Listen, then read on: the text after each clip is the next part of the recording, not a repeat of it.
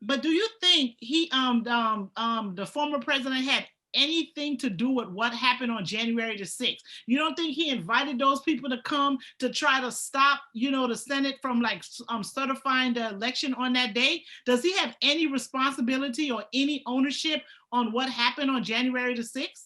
Well, Even if you disagree with the impeachment, do you think he have any responsibility or ownership of what happened on that day? Let me give you an example.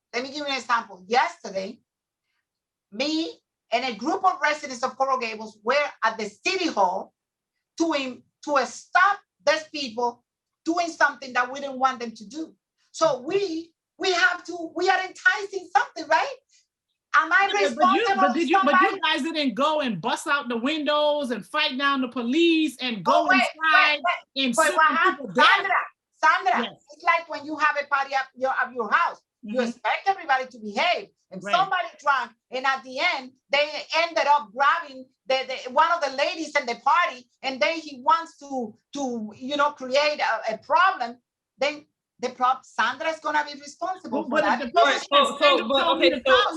So you're saying that you don't believe he bears any responsibility? Absolutely no responsibility, because we are individual responsibility has always been at the front. And let me tell you, my friends went to Washington, D.C., and my friends are very well-oriented business people, good people, Latinas that will never do anything irregular, illegal.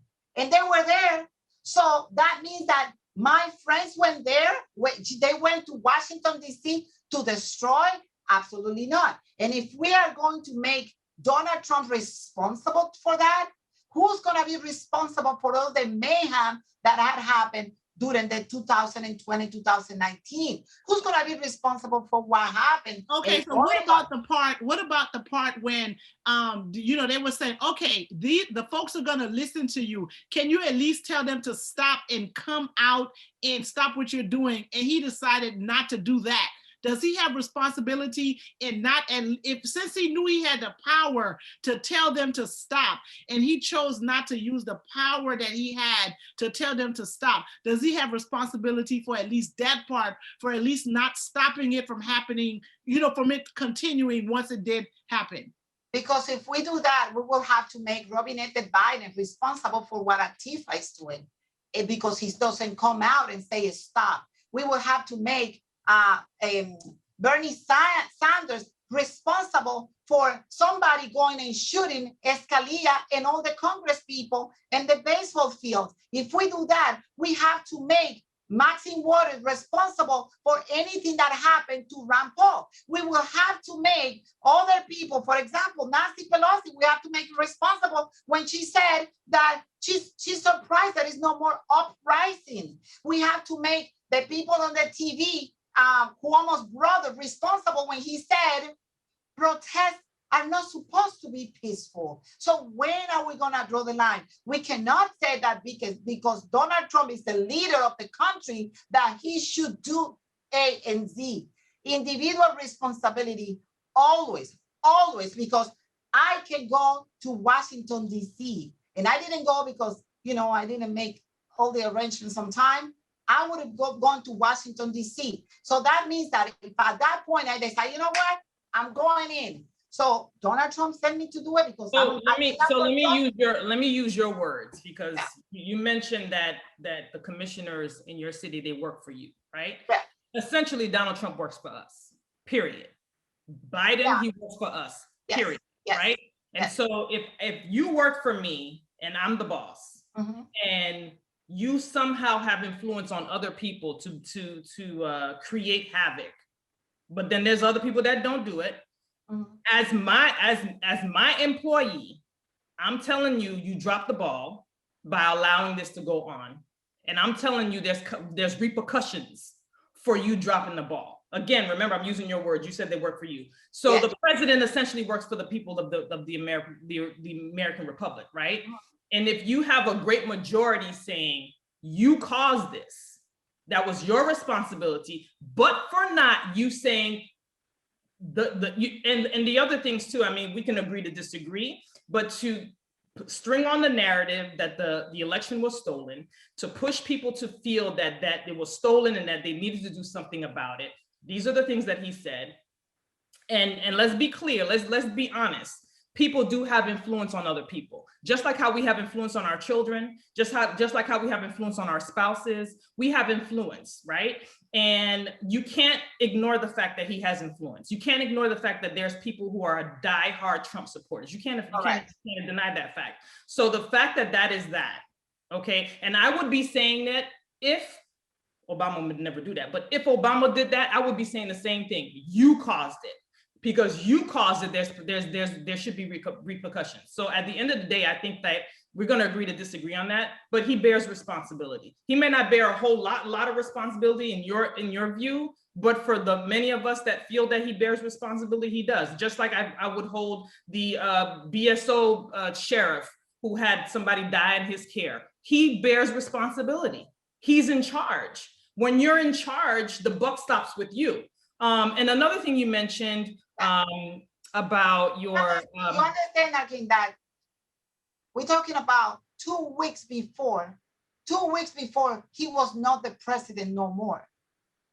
So how much responsibility are we putting in President Trump when everybody's saying you gone, you out the door? So now there is somebody else there. We're talking about a few days from November 3rd through January 21st.